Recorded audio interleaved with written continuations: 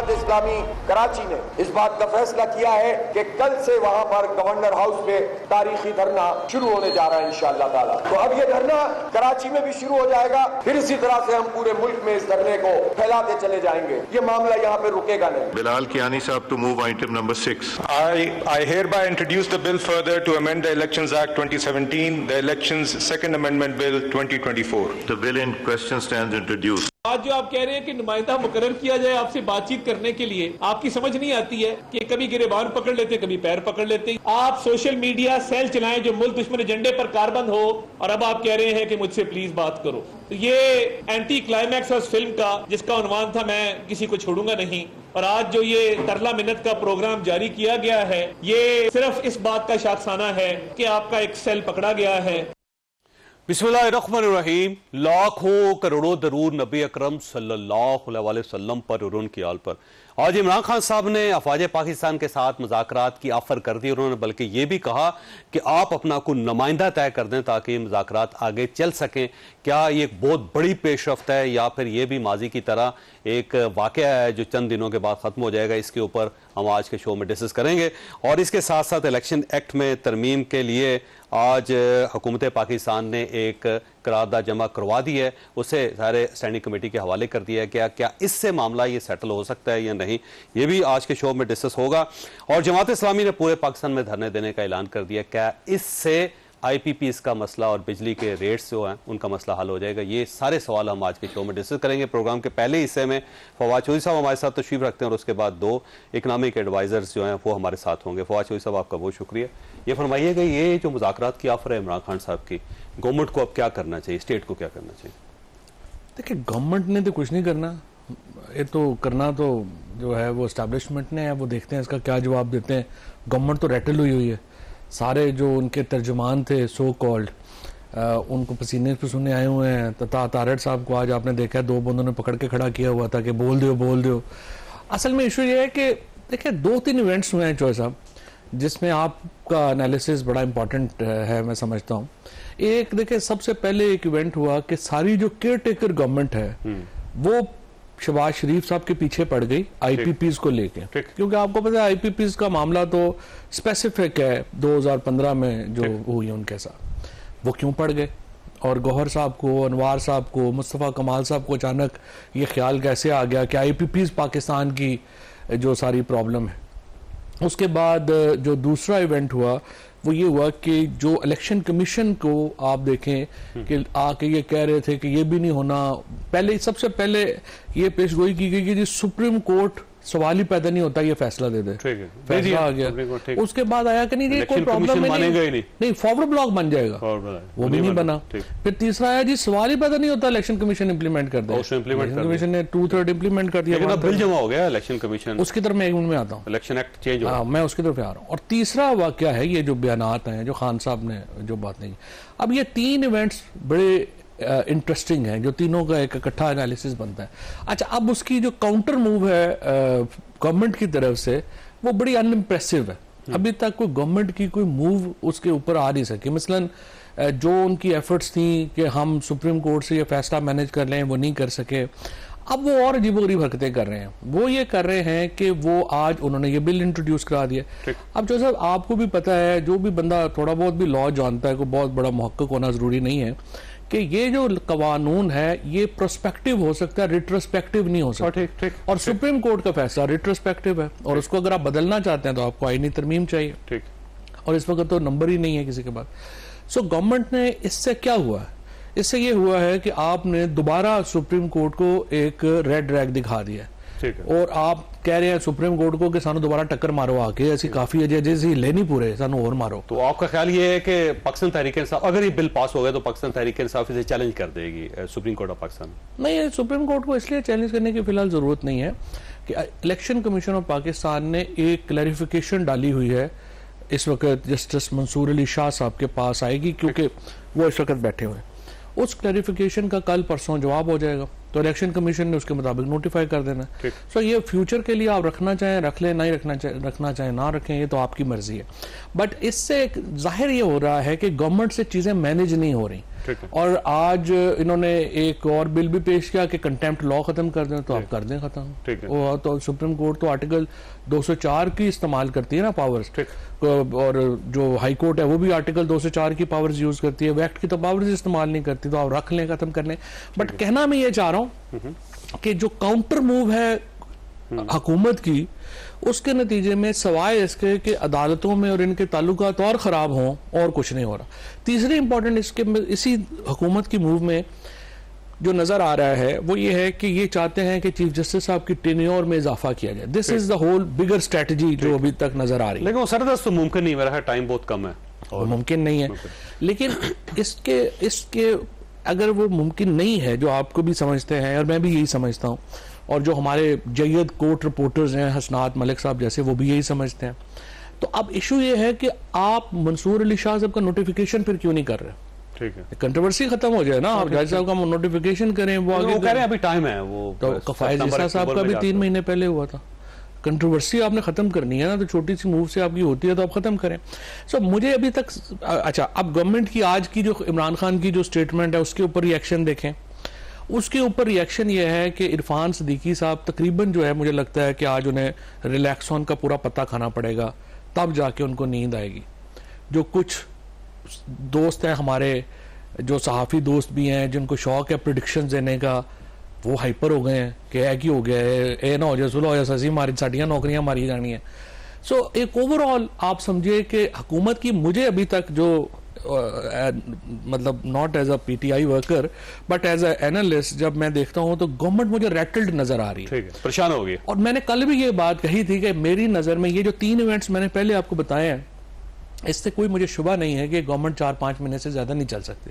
Government को तो जाना पड़ेगा, और फिर नए इलेक्शन हो जाएंगे, आपका ख्याल ये अब डिपेंड करता है। देखिए ये डिपेंड, लेकिन देखिए इमरान खान साहब जो है आज भी मुज़ाकरात अफवाज पाकिस्तान से करना चाहते हैं, उन्हें चाहिए कि सियासतदानों के साथ करें ताकि मामला सेटल हो एक बार।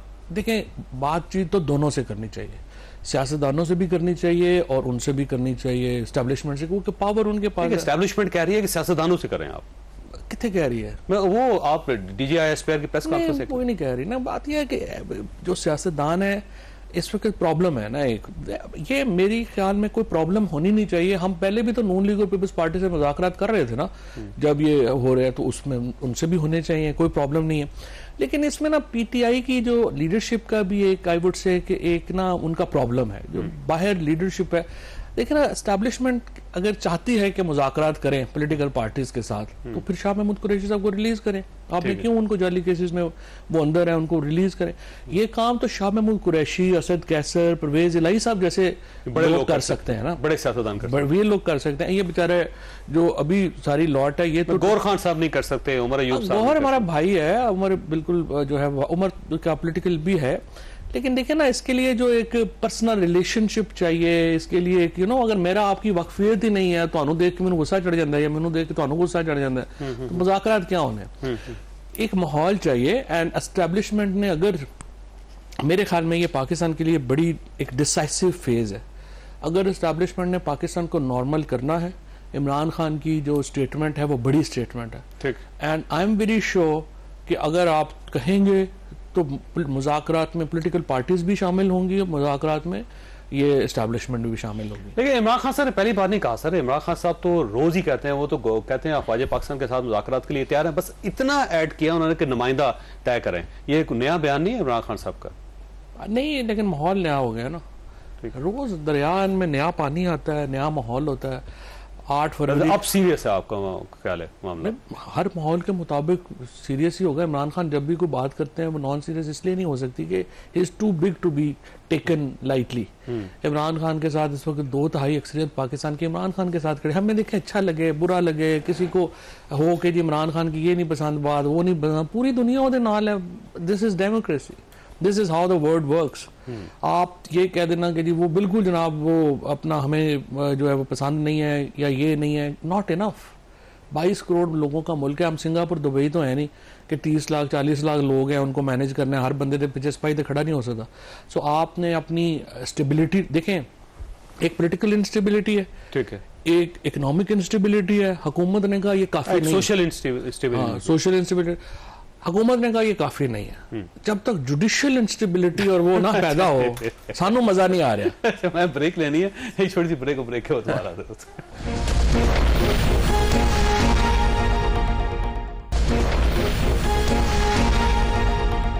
प्रोग्राम में दोबारा खुश आमदीद। वैसे फवाद साहब, ये हामिद खान साहब हैं या शेर अफसर मरवत साहब हैं, ये सब आपको एजेंट समझते हैं। वो समझते हैं आप पार्टी के अंदर उस जमाने में भी आप एस्टैब्लिशमेंट के एजेंट थे और आपने खराब कर दी इस पार्टी को, और आपके कहने की वजह से पंजाब की हुकूमत टूट गई वगैरह वगैरह। देखिए, पहली बात तो यह है कि हामिद खान साहब से तो हमारी मोहब्बत पुरानी है। आपको पता है, जब एक्चुअली तो ज़मीन मेरे चचा चीफ जस्टिस थे, 6-7 साल चीफ जस्टिस रहे लाहौर हाई कोर्ट के।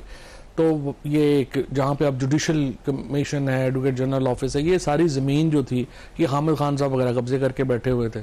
तो उन्होंने एक हाई कोर्ट्स की ज़मीनें रिट्रीव कराने के लिए चलाई थी मूव, और उस मूव के नतीजे में फिर ये एहसन भून, आजम तारड़ साहब वाला सारा ग्रुप जो है ये भी इकट्ठा हुआ, और हम सारे लोग बार पॉलिटिक्स में हम चौधरी एहसन भून के साथ थे, ठीक है, और अब भी साथ हैं।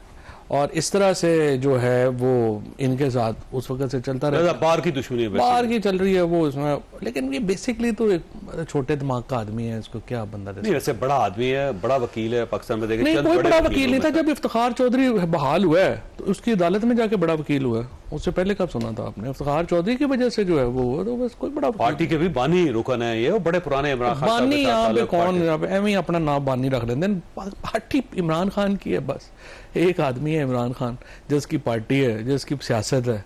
बाकी तो एवं सारे शामिल बाजा है ना उसकी बेचारे की। अहमद खान की क्या अपनी वो कभी प्रोविंशियल असेंबली की सीट नहीं जीत सकता है ना वड्डा तुझे करो। अच्छा, वैसे ये आपकी इसका मतलब कुछ जाती है मामला, कोई पॉलिटिकल इशू नहीं है आपका, इस वजह से शायद वो आपको पसंद नहीं उसकी हैसियत ही नहीं है। पॉलिटिकल क्या होना, पॉलिटिकल तो जाहिर है हमारा तो इमरान खान के साथ है, लेकिन बहरहाल जो बड़ी पॉलिटिक्स इस वक्त चल रही है उसमें ये तो सारे कीड़े मकोड़े। अच्छा, वैसे उनका क्लेम है ये कि ये जो इस्तीफे हुए थे कौमी असम्बली से, आपने मशवरा दिया था इमरान खान साहब को कि ये आप इस्तीफे दे दें यहाँ से। नहीं, कौमी असम्बली से देखें, पहली बात तो यह है कि ये तो मैं इस मूव का 100% सपोर्टर हूँ और अब भी हूँ। उसकी वजह यह है कि देखिए, जो साहब आपने सारी उम्र सियासत एनालाइज की है, आप सिस्टम में रह के सिस्टम के खिलाफ नहीं लड़ते।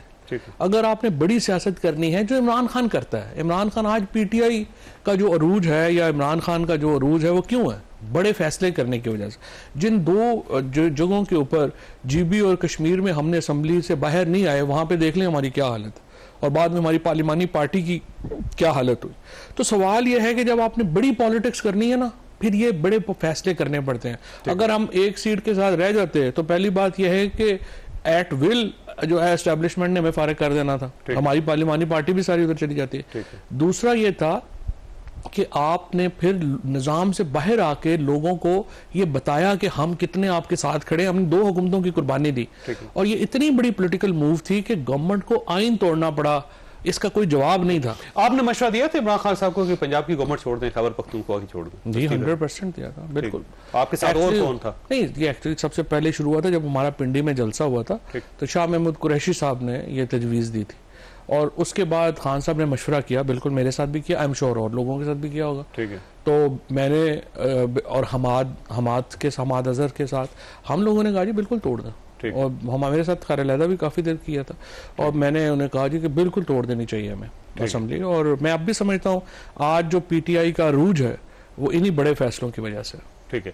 और शाह महमूद कुरैशी साहब हैं, हमाद अजहर और आप है, 3 बंदे ये चाहते थे, और ये बाकी हामिद खान साहब ये सब लोग चाहते थे। ये बेचारे तो थे ही नहीं ना, ये उसमें थे। ये तो लंदन चंडन घूम रहे थे उस वक्त। ठीक है, ये मशवरे भी शामिल, ये तो अभी सिर्फ सेनेट के लिए आए हैं ना, वरना पहले ये कहाँ था। और शेख रशीद साहब ने भी कहा था? शेख साहब शामिल नहीं था, क्योंकि उस बेचारे को क्या पता, आप ऐसे ही रेफर करी जा रहे हैं, उसको क्या पता। ठीक। और आप भी आज भी स्टैंड करते हैं जो फैसला ठीक था? मैं तो 100% स्टैंड करता हूँ। आई थिंक देखिए ना, आपके एनालिसिस का एक तरीका है, आप समझते हैं कि जी आप उधर रहते निज़ाम में रहें और उसके साथ मजाक करेंगे। वो जो लोग जो है इलेक्शन कराने को तैयार नहीं थे, उन्होंने हुकूमत चलने देनी थी। जिन्होंने आइन तोड़ा इलेक्शन से रोकने के लिए, उन्होंने हुकूमत चलने देनी थी। वो तो देखें अब इतना बड़ा केस बन गया है, वो तो इलेक्शन कमीशन ये अभी जरा सुप्रीम कोर्ट का फैसला आने देना, तो देखते हैं इलेक्शन कमीशन कैसे निकलता है इससे। ठीक। अच्छा, ये फरमाइए सर, ये अब अगर फर्ज कर लें कि इमरान खान साहब के साथ मुज़ाकरात हो जाते हैं, अफवाज पाकिस्तान के हो जाते हैं, इमरान खान साहब को फायदा क्या हो सकता है उसका? नहीं, अफवाज पाकिस्तान को पहले तो बड़ा फायदा है, इसलिए कि जो इमरान खान इस वक्त अवाम की जो आई वुड से कि नब्ज़ के ऊपर जिसका हाथ है वो तो इमरान खान है।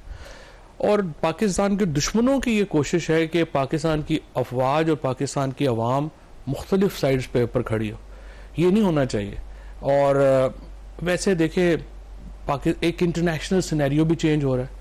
वहाँ उधर जो है वो अगर ट्रंप भी आता है, ये कैमिला हैरिस आती हैं और यहाँ लेबर आ गई है।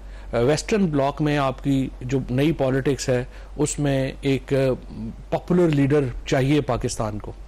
लाइकवाइज जो अरब सिचुएशन है, जो गजा की सिचुएशन है, वहाँ पे आपको एक आप देखें ना पाकिस्तान की इस वक्त इंटरनेशनल स्टैंडिंग क्या है। चाइना ने 10 मुल्क बुलाए, उन 10 मुल्कों में पाकिस्तान शामिल ही नहीं गजा के ऊपर।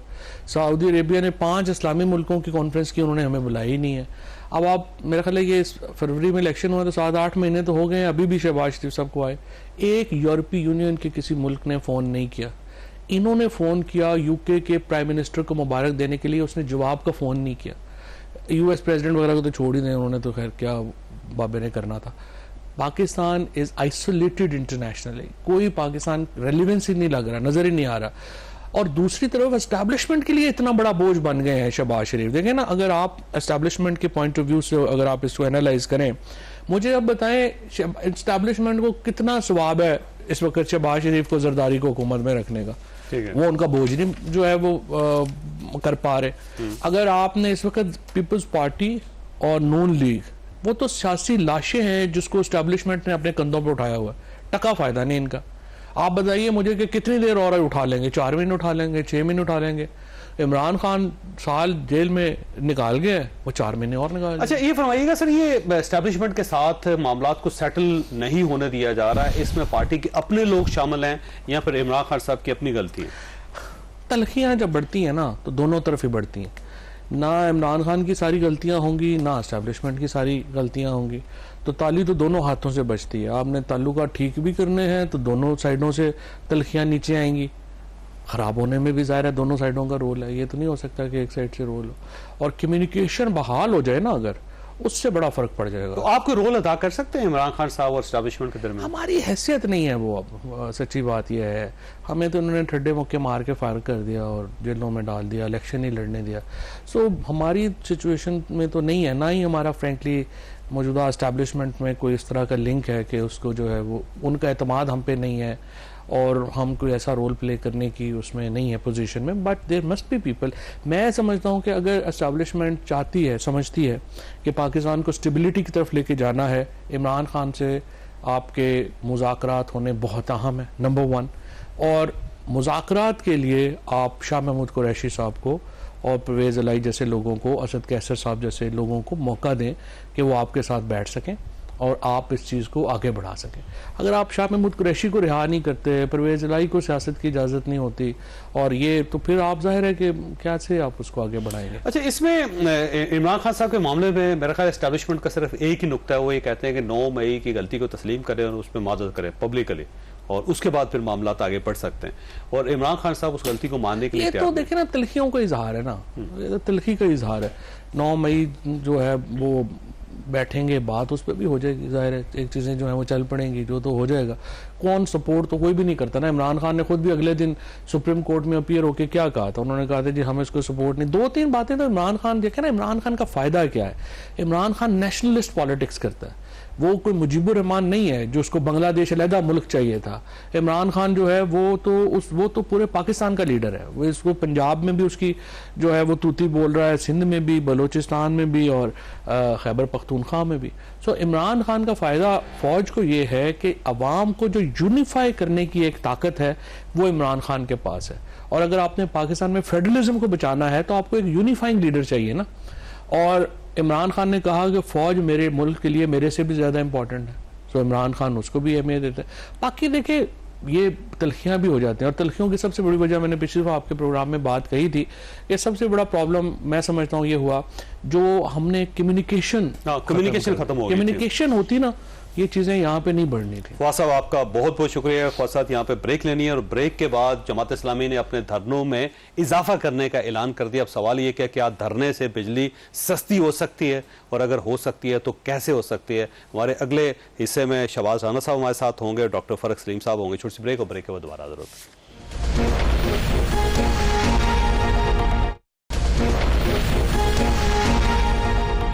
प्रोग्राम में दोबारा खुशामदीद। हमारे साथ तशरीफ रखते हैं शहबाज राना साहब, सीनियर सहाफ़ी हैं और माशी माहिर हैं। आप इनकी गुफ्तगू सुनते रहते हैं। डॉक्टर फरज सलीम साहब हमारे दूसरे मेहमान हैं, ये भी माशी माहिर हैं और दोनों किसी तारफ के मोहताज नहीं। अगर पाकिस्तान की इकॉनमी को देखा जाए तो इनको नबाज कहा जा सकता है उसका। शहबाज राना साहब ये फरमाइए सर, ये जमात इस्लामी ज़ाहिर है अब धरने बढ़ा रही है, रावलपिंडी में तो ऑलमोस्ट उनका कब्जा है इस वक्त, और उसके बाद अब उनका कहना यह है कि कराची में शुरू करेंगे, फिर वो पूरे 4 जो सूबाई दारुल हुकूमत है वहाँ पे धरने देंगे, तमाम CM ऑफिस के सामने, गवर्नर हाउसेस के सामने, और फिर उनका कहना है कि तमाम शाराएं जो बुनियादी बड़ी हैं उनको सबको बंद कर दिया जाएगा। क्या मसला हल हो सकता है इन धरनों के साथ, और IPPs को किसी तरीके से कंट्रोल किया जा सकता है? जावेद चौधरी साहब, इसको 2 तरीकों से इस इशू को देखने की जरूरत है। नंबर वन, क्या जमात इस्लामी के पास इतनी स्ट्रीट पावर है कि ये सारा काम कर सकती है? वो बिल्कुल कर सकती है। जो चंद एक पाकिस्तान में ऑर्गेनाइज पॉलिटिकल पार्टीज हैं ग्रास रूट लेवल तक, उसमें जमात इस्लामी आती है। आपने कराची में उनकी पावर देखी, यहाँ पे भी उनके लोग बैठे हुए हैं, तो इसमें तो किसी को कोई शक नहीं होना चाहिए कि अगर वो करना चाहें तो कर सकते हैं। जो असल सवाल है, क्या इससे कोई फायदा होगा? रेट कम हो सकता है।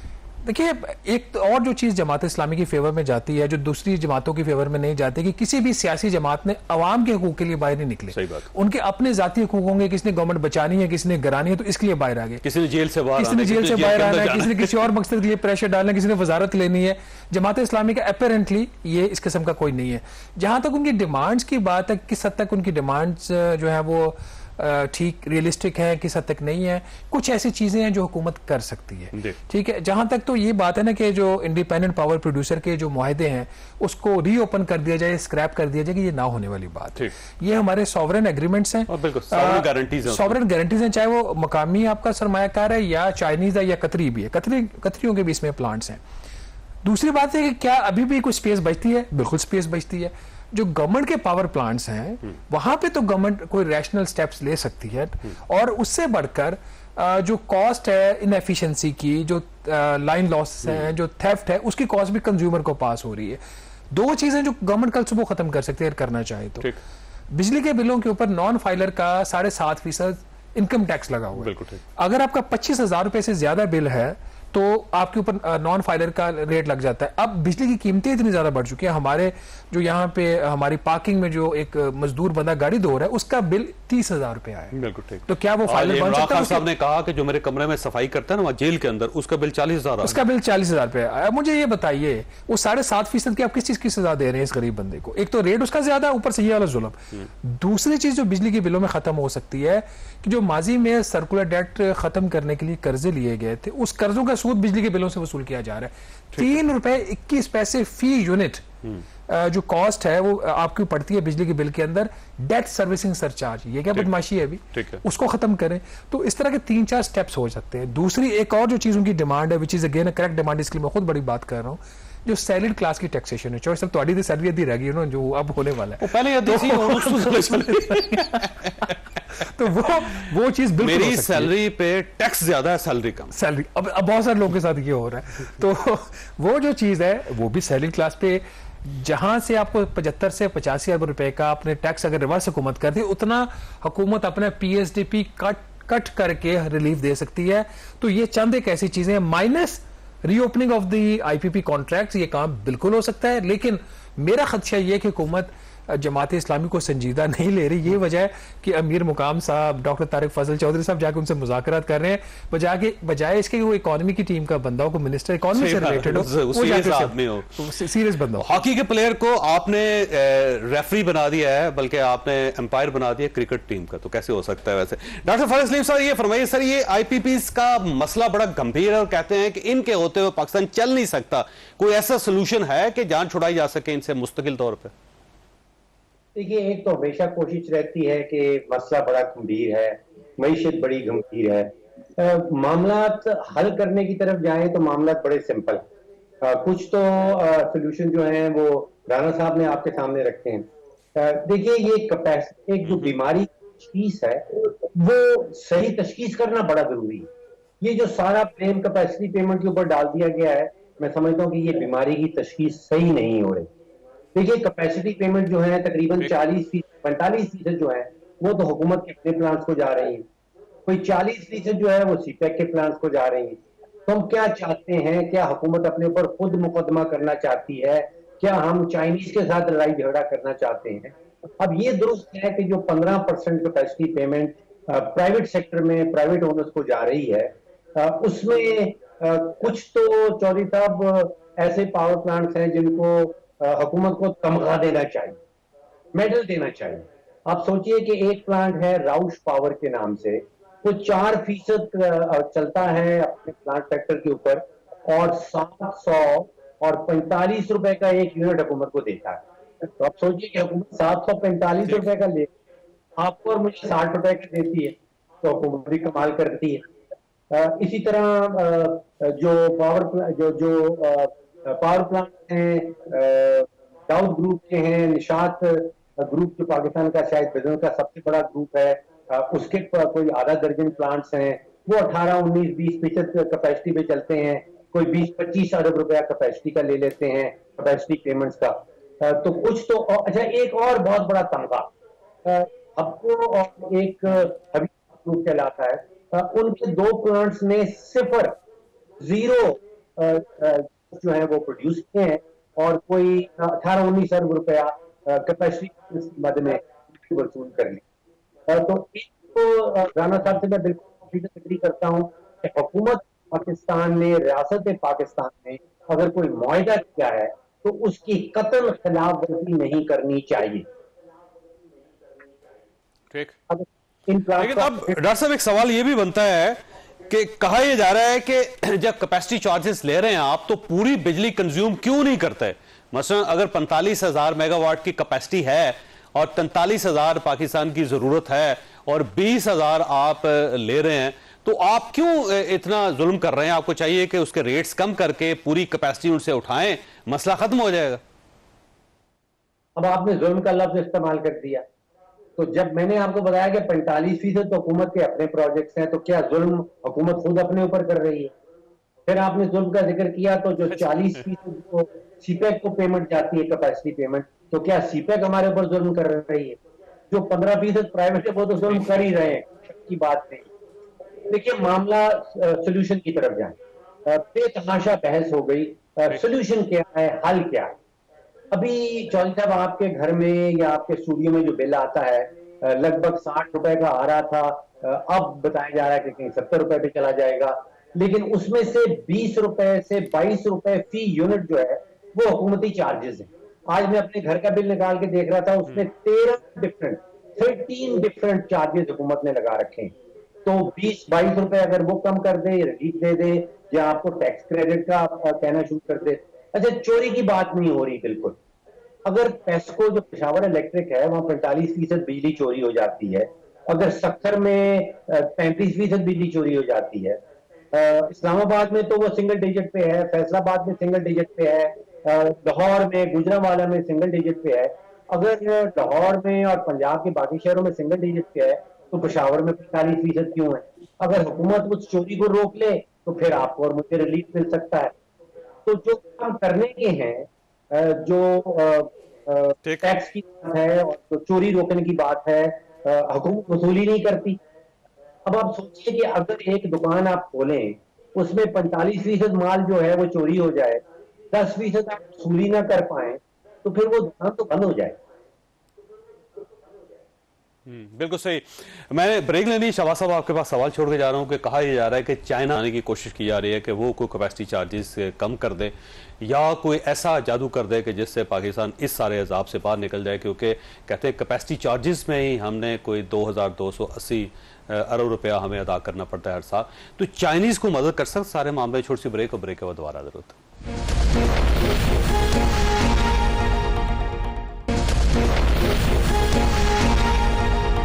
प्रोग्राम में दोबारा खुश आमदी। शहबाज साहब, ये एक उम्मीद हमारी है राना साहब के चाइनीज को मदद कर सकते हैं शायद पाकिस्तान की, और इस अजाब से पाकिस्तान को निकाल सकते हैं, क्योंकि 2280 अरब रुपए अदा करना पाकिस्तान जैसी इकॉनमी के लिए मुमकिन नहीं है। तो चाइनीज को सपोर्ट कर सकते हैं। देखिए, हमें जैसे डॉक्टर साहब बता रहे थे आपको कि 45% जो कैपेसिटी पेमेंट्स क्या है वो तो गवर्नमेंट को जा रहा है, ठीक है, तो चाइनीज को जा रहा है रफली 40%। तो जो सबसे बड़ा इसमें जो बेनिफिशियरी है वो हुकूमत पाकिस्तान, वो घर में आपके बैठे हुए हैं, उसमें तो उनके अपने पावर प्लांट्स, उनके अपने पावर प्लांट्स हैं, जिसमें न्यूक्लियर के पावर प्लांट्स हैं, उसके अंदर LNG के पावर प्लांट्स हैं, हाइड्रो के पावर प्लांट्स हैं, फर्नेस ऑयल के ऊपर पावर प्लांट्स हैं, ये गवर्नमेंट ऑफ पाकिस्तान के हैं। जहां तक चाइनीज की बात है, even going to that question, उससे पहले जो असल बात है, अगर ये मुआहदे गलत है जिसकी वजह से हम इस चुंगल में आज फंस गए हैं, तो ये साइन किसने किए थे? ठीक है, पाकिस्तान पीपल्स पार्टी और नून लीग ने, दोनों ने नहीं, उससे भी पहले ब्यूरोक्रेसी ने नेगोशिएट किए थे। बिल्कुल ठीक है, आज जब हम सारी प्रॉब्लम्स की बात करें, कोई ये बात नहीं कर रहा कि जिन ब्यूरोक्रेट्स ने ये एग्रीमेंट नेगोशिएट किए थे, जिस काबीना ने इसकी मंजूरी दी थी, पहले उनको तो पकड़ लो ना। हमें ये हमेशा आगे वाला रास्ता दिखाते हैं कि उससे जाके बात करें। चाइनीज आपको माजी में कह चुके हैं कि जो पावर परचेज एग्रीमेंट्स है उसको तो हम नहीं ओपन करेंगे। ठीक है, ये जो उनको जो मुनाफा जाता है, जो कैपेसिटी पेमेंट जाती है, ये under the power purchase agreement जाते हैं। ठीक है। उसकी एक सियासी वजह है। सियासी वजह उसकी ये है कि अमेरिकन शुरू से कह रहे हैं कि ये जो सीपैक है, इसकी वजह से पाकिस्तान जो है वो दिवालिया होगा। ठीक है, तो जब चाइनीज ने पाकिस्तान के कहने के ऊपर इन पावर परचेज एग्रीमेंट्स को खोल दिया, ठीक है, और खोल के कोई रिलीफ दे दी, तो अमेरिकन तो फौरन उसको उठा लेंगे। ठीक है, कि हमने तो आपको कहा था ये मसला सारा आपका चाइना का है, आप किधर भागे जा रहे हैं। तो इस वजह से तो वो चीज खुल नहीं सकती अभी। ये मेरा ख्याल है, आई मे बी रॉन्ग। जो दूसरी बात है जिसके लिए भी हमारे वजीर खजाना चीन गए थे और उनके साथ पावर मिनिस्टर भी थे, वो अवैस लगारी साहब के जो डेट लिया गया, चाइनीज कंपनीज ने चाइनीज बैंकों से कर्जा लिया और वो कर्जा लेके उन्होंने ये पावर प्लांट्स लगा लिए। तो डेट को उसकी री एक्सटेंशन की बात हो रही है, माफी की बात नहीं हो रही है, कमी की बात नहीं हो रही। कि अभी जो आपकी पॉलिसी है 2015 की, जो कर्जा लिया गया था इन पावर प्लांट्स को लगाने के लिए, वो 10 साल की मुद्दत के लिए लिया, उनकी अदायगी 2025 में खत्म हो जाएगा, 25 में हो जाएगा, कोई 26, 27, 28 में खत्म हो जाएगा। उसको हम ये कह रहे हैं कि उसको मजीद आप 5 से 8 साल उसकी एक्सटेंशन दे दें।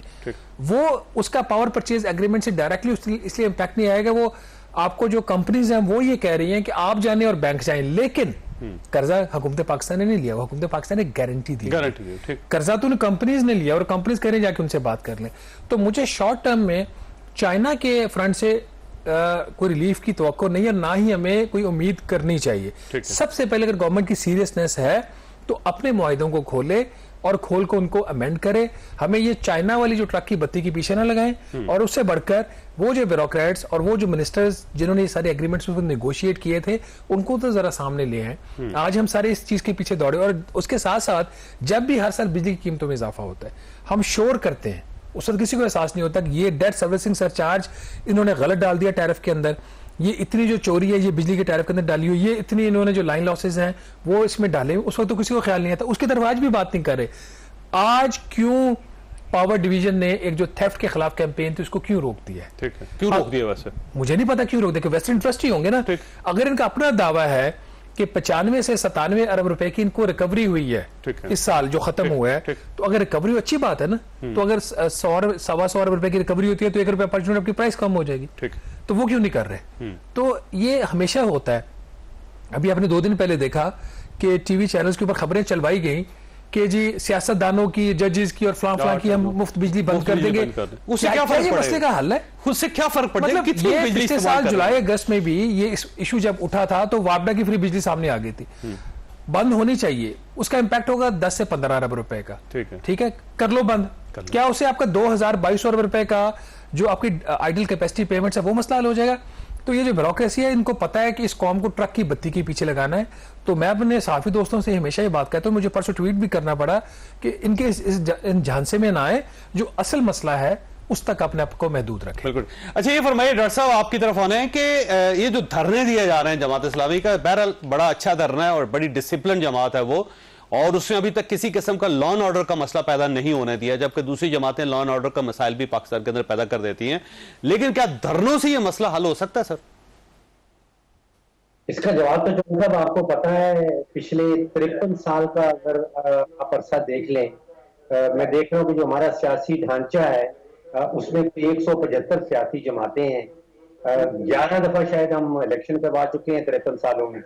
इलेक्शन के नतीजे में जो पार्टी हार जाती है वो कभी भी उसको कबूल नहीं करती है, फिर धरने की सियासत शुरू हो जाती है, फिर सड़कों पर एहतजाज शुरू हो जाता है। अगर ये सारा खेल का जो नतीजा है, जिसको हम स्टैटिस्टिक्स में कहते हैं जीरो सम गेम, यानी कि 0/0, तो 24 करोड़ पाकिस्तानियों को इन सारे खेलों के नतीजे में मिलता जुलता कुछ नहीं। अब जो सियासी जमात हो, चाहे जमात इस्लामी हो, वो हमें हल बता कि ये बिजली का मसला है, बिजली महंगी है, इसमें कोई शक नहीं। 60 रुपए की बिजली हमें मिल रही है, 32 रुपए पाकिस्तानी जो है उसका पर यूनिट जो है वो अफगानिस्तान अपने लोगों को देता है। अब सोचिए हमें 60 रुपए क्यों है और अफगानिस्तान में 32 रुपए क्यों है? ये मसला तो बिल्कुल है, लेकिन हल क्या है? क्या जमात इस्लामी के पास कोई हल है? जो जमात इस्लामी हल बता रही है वो तो पाकिस्तान को आप समझिए कि मजीद नुकसान पहुंचाएगी। ये हम पहले देख चुके हैं, सुप्रीम कोर्ट में केस गया था, फिर इशारे होना शुरू हुए और फिर रेगुलेटर का फैसला किया गया सुप्रीम कोर्ट के अंदर, और फिर आलमी अदालत ने $6 अरब का टीका लगा दिया। तो उसी राह पे हम दोबारा चलना चाह रहे हैं? क्या जमात इस्लामी हमें उस राह पे ले जाना चाह रही है या उसके पास कोई हल है? बिल्कुल सही। रसल ज़ाहिर है कोई ना कोई हल होना चाहिए। अगर हल नहीं है तो फिर मसला फिर उसी तरह कायम व दायम रहेगा। तो अब मैं यही दरख्वास्त कर सकता हूँ सारी सियासी जमातों से कि आप बहुत ज़्यादा बड़े बड़े दिमाग हैं, कोई हल तजवीज़ करें जिससे ये सारे मसाइल हल हो जाएं। आपने प्रोग्राम देखा, अल्लाह ताला आप और आपके अहले खाना को हर किसी मुसीबत से महफूज रखे। अल्लाह हाफिज़।